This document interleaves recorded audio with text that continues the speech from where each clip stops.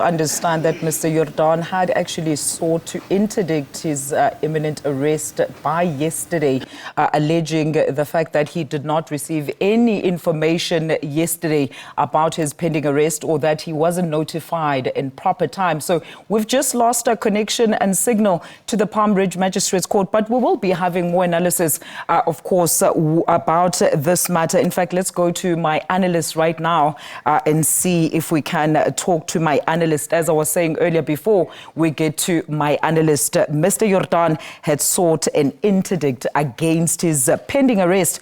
But as we know, that did not go through. We do have now our guest, Mr. Melusi Xulu, who is a legal analyst who's going to now just give us a bit of background as to what these charges actually emanate from. A very good afternoon to you, Melusi. Thank you so much for joining us. So another high-profile case in this incident. Let's talk about the fact that Mr. Jordaan is facing almost similar charges to what Mr. Zizi, who's just recently, of course, been acquitted, or his charges been dismissed against him.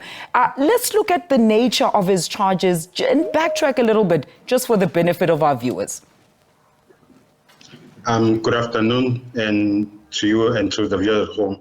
Well, it's simple. It stated that he abused the SAFA money there with together with the CFO, and the businessman was a former journalist, Mr. Trevor.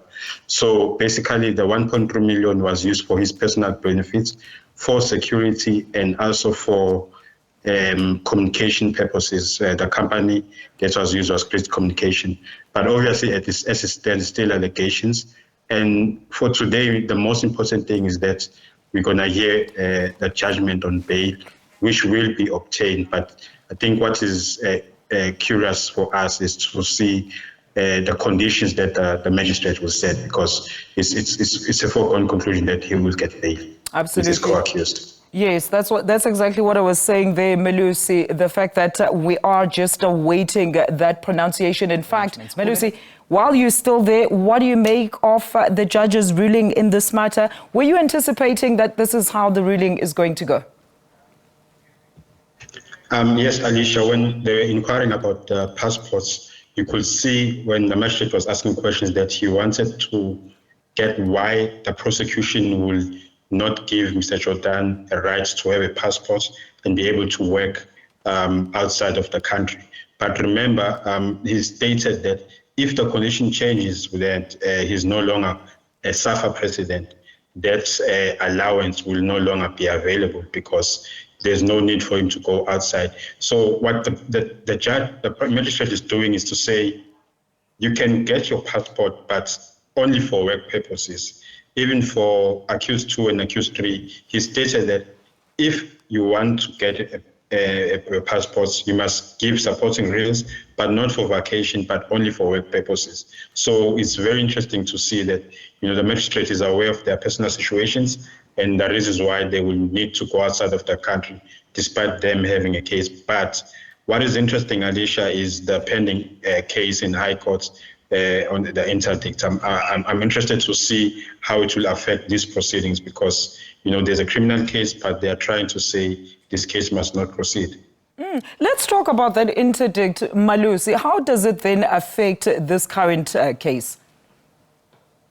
I think if you remember when we were watching the former speaker's case, she had the same situation. She was saying she must not be arrested. She wanted more information why she would be arrested. So based on that precedent, you can see that it might be that, they will have to fight their criminal case in court.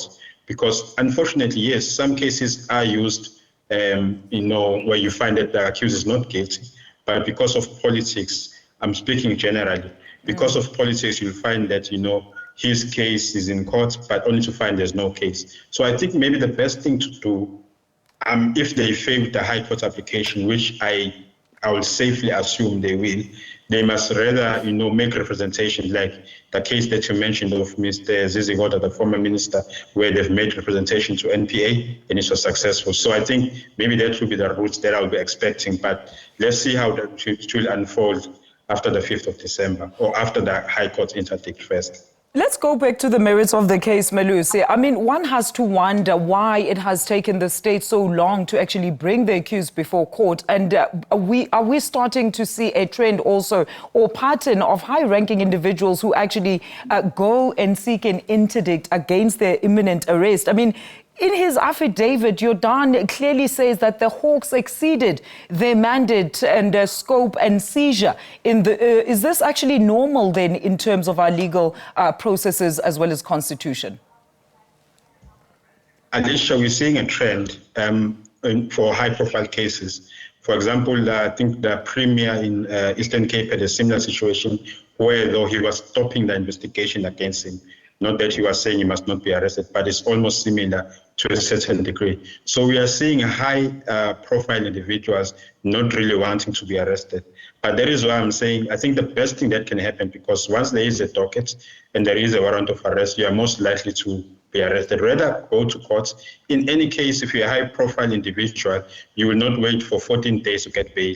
First time you come to court, you get your bail application to be successful. So rather make representations like we've seen in the Zizigota case, then your case will be withdrawn. But, to demand that you must not be arrested, it reminds me of George Orwell's quote when he says all animals are equal, but some are more equal than others. So I think it just shows you that, high-profile individuals are starting to say they should not be arrested. But if there is a prima facie case, I suppose you will be arrested and rather deal with the matter in court or make representations. And it remains to be seen what will transpire, of course, at that court appearance on the 5th of December, as we understand there, Melusi, when the three will be back in court. That was legal analyst Mr. Melusi Xulu there on the arrest of Danny Jordaan and his co-accused in relation to 4 charges.